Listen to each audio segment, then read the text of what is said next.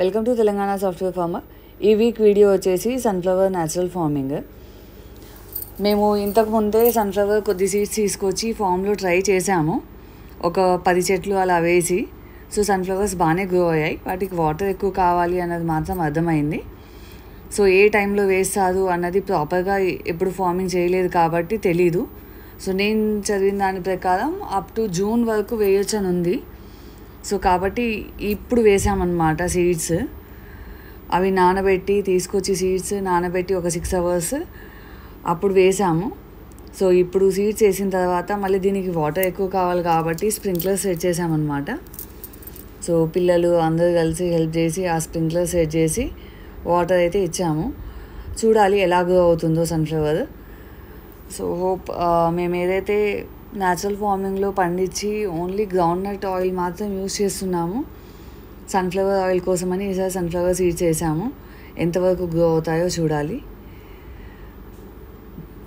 మీకు sunflower related ఫార్మింగ్కి related ఏమైనా information తెలుసుంటే కమెంట్స్లో తెలియజేయండి. నాకు చాలా యూజ్ అవుతుంది. ఎందుకంటే ఇది ఫస్ట్ టైం మేము వేసిన క్రాప్ కాబట్టి.